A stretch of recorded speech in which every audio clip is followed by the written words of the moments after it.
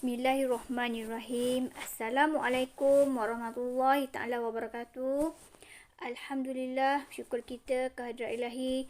Dapat lagi kita meneruskan pembelajaran kita secara atas talian bagi madah Sirah tahun 5. Dan saya Ustazah Nur Razian binti Abdul Latif. Baiklah murid-murid, pembelajaran kita pada hari ini iaitu perkembangan agama Islam. Okey, kita teruskan. Setelah kedatangan Islam, Rasulullah SAW menekankan beberapa perihal penting. Antaranya iaitu akidah, ibadah, akhlak, muamalat, kanun perundangan. Okey, Rasulullah SAW menekankan perihal yang pertama iaitu tentang akidah. Okey, sudut yang pertama iaitu akidah. Rasulullah tekankan betul-betul yang ini mula-mula sekali selepas kedatangan Islam. Baiklah, kita lihat. Okey, akidah ini merangkumi semua rukun iman. Okey, sedia maklum murid-murid, rukun iman ada 6. Iaitu beriman kepada Allah, beriman kepada malaikat, beriman kepada kitab, beriman kepada Rasul, beriman kepada hari kiamat, beriman kepada qada dan qadar. Inilah antara rukun iman yang perlu kamu percaya dan kamu ingat sampai bila-bila. Baiklah, Ustazah akan huraikan satu persatu rukun iman. Okay, yang pertama, beriman kepada Allah. Sebelum kedatangan Islam, dikenali sebagai zaman jahiliyah. Okay, kemudian mereka berpegang dengan kepercayaan nenek moyang mereka yang mana menyembah berhala, pokok dan juga matahari. Okay, terdapat 360 berhala yang disembah. Antaranya, Ustazah bagi 5 sahaja nama iaitu Al-Lata, Al-Uzza, Al-Manat, Yaghus dan Ya'uq. Okey. Ini antara 5 daripada 360 tadi. Dan antara 5 ni ada lagi yang terbesar iaitu Al-Lata dan Al-Uzza. Baiklah murid-murid, Ustazah minta kamu ingat dan hafal jumlah berhala, nama-nama berhala dan berhala yang terbesar. Okey, kita teruskan. Selepas kedatangan Islam, Rasulullah SAW menyeru umatnya untuk mentauhidkan Allah Subhanahu Wa Taala. Kemudian semua berhala 360 tadi dimusnahkan. Termasuklah Al-Lata dan Al-Uzza. Dan Islam berkembang pesat di kota Mekah. Okey, inilah selepas kedatangan Islam. Baiklah murid, teruskan. Beriman kepada malaikat. Okey, apakah keistimewaan malaikat?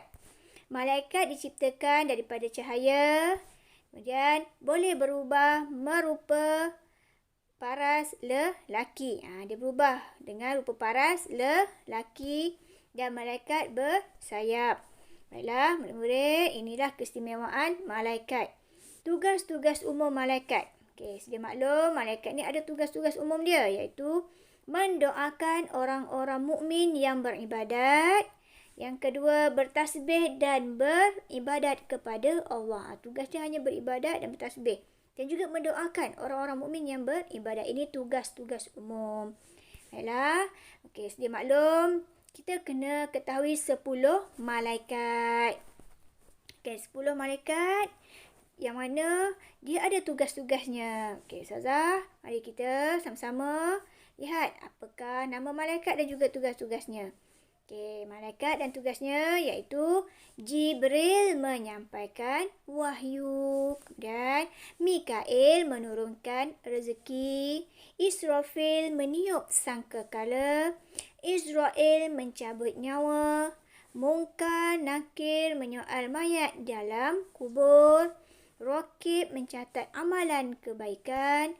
Atid mencatat amalan keburukan.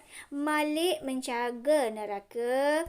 Dan Ridwan menjaga syurga. Inilah nama-nama malaikat yang 10 bersama dengan tugasnya.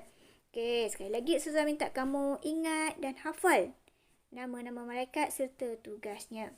Kita teruskan, iaitu beriman kepada Rasul dan Nabi. Apa maksud Nabi? Nabi ialah manusia biasa yang dipilih oleh Allah. Nabi hanya menerima wahyu daripada Allah untuk dirinya sahaja. Ini dia Nabi. Dan apa pula Rasul? Rasul iaitu manusia biasa juga yang dipilih oleh Allah. Tetapi menerima wahyu dan menyampaikan kepada umatnya. Ini dia Rasul. Rasul dia terima wahyu dan menyampaikan kepada umatnya. Ini dia beza Nabi dan Rasul.